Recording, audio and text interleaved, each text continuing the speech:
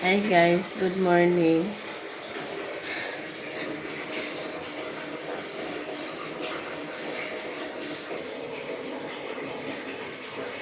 Ay, ano pa lang guys. Grabe, inaantok pa ako. Alas,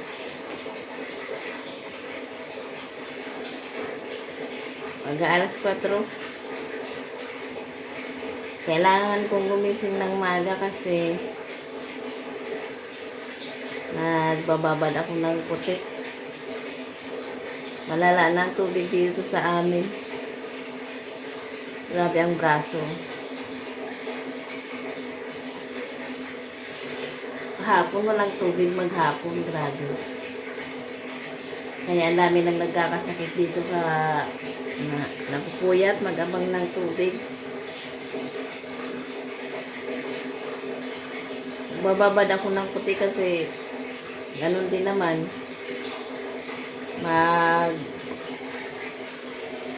Kung unahin ko ang bicolor,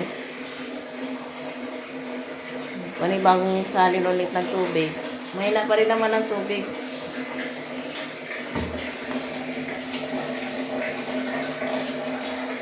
Mahina pa rin. Pero kailangan kong maglaba. Kasi wala na kaming susuotin. Hugasin yan. Hindi na umakyat ang tubig sa lababo namin. Hindi ko alam kung anong nangyayari sa prime. Prime water ang ano namin dito guys. Ang tubig. Ano muna ako magsalin ng tubig sa washing. Pero na rin namang laman to. Kasi nga kanina pa ako gising na alas 3.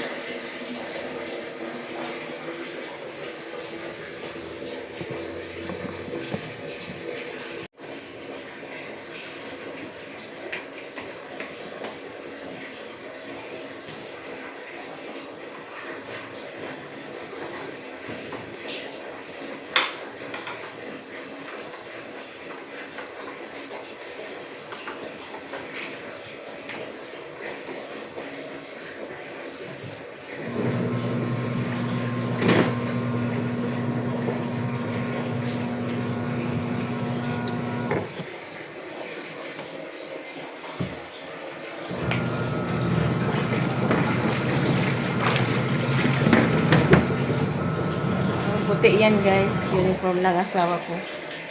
Ibabad ko na lang muna. Try kong matulog ulit. Mahina pa rin ang tubig. Pero laban na. Laban Japan. Tingnan, madilim pa dito.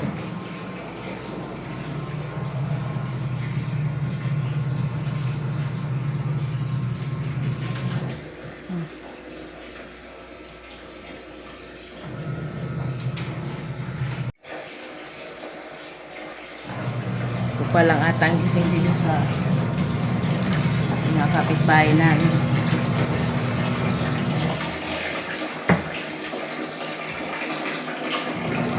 Lalo na yung may mga estudyante na kawawa.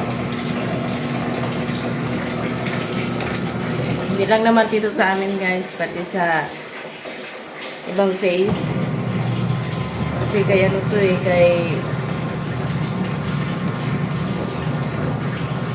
kay Villar ata ang kay Villar ang prime. Pati itong natitira namin na subdivision sa pag-ari ng Villar.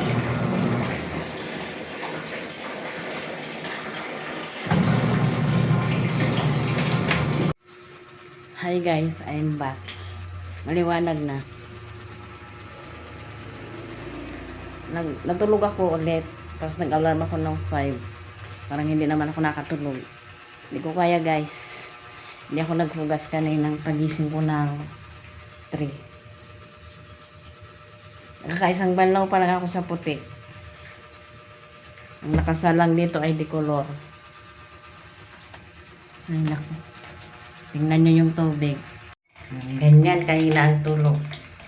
Alam nyo, Kada ilang araw lang nagpapalit ako nitong tela. Kasi makalawang ang nilalabas niya. Sobra naman ang kalawang. Kahit dun sa lababo. Kahit nga yung gumang, dumi-dumi na eh. Yung kaunti na lang yung nilalabas niya pero makalawang pa. Wala pa yung asawa ko. Iinitin ko lang tong kanin. Hindi ko pa alam kung ano ang ulamin namin na yun. Ay mamaya. Kailangan ko tapusin yung paglalaban na yan kasi wala rin naman mangyayari. Nag-rant na. Walang mangyayari kung aantayin kong umayos ang tubig kasi walang pag-asang umayos. Hindi lang naman ako ang naka-experience. Ang nakaka-experience yan. Kami dito mga nakatira. Yung iba nga minsan, talaga walang supply sa ibang area kasi yung iba mataas. So, hindi talaga naakyat sa kanila yung tubig. Muna ako guys. Mag-init ng kanin. Tsaka ipatuloy ko yung pagbanlaw kasi sayang ng init at may paparating na naman ang bagyo daw. Sa weekend ata. Sana malusaw na lang yun.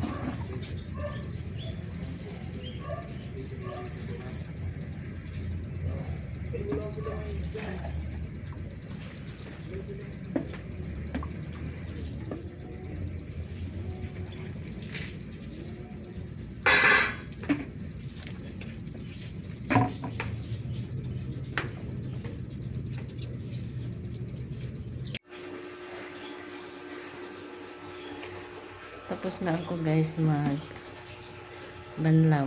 Decolor lang na damit ang natapos ko. Pero yung decolor na mga shorts at uniform na pantalon ng asawa ko.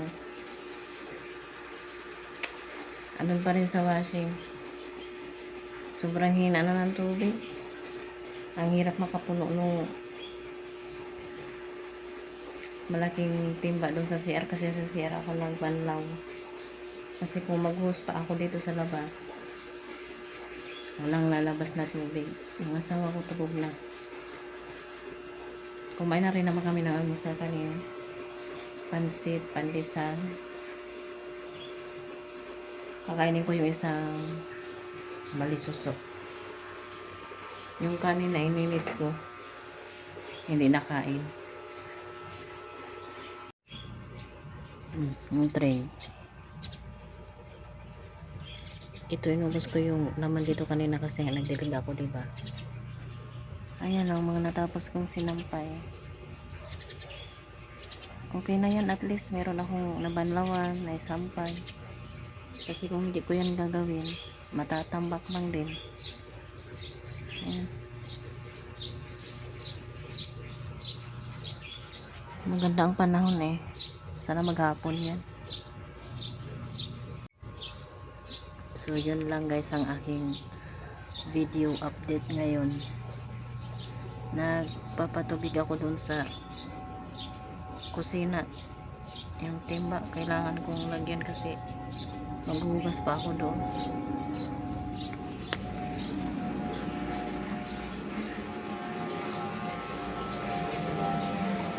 Yung asawa ko tawag na. Kaya hindi ako pwede magingay. Ayan doon. Timba. Oh. Nakatinda pa rin yung hugasin ko. Sakit na ng ulo ko. Ay bag. Wala rin yung kwenta yung pagising ko ng maaga. Kasi hindi ko naman natapos yung labahin ko. Ito.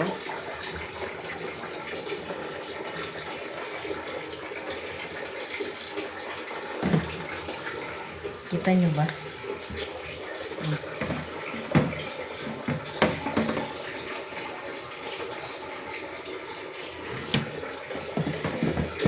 Yung mga pantalon pa yan at shorts.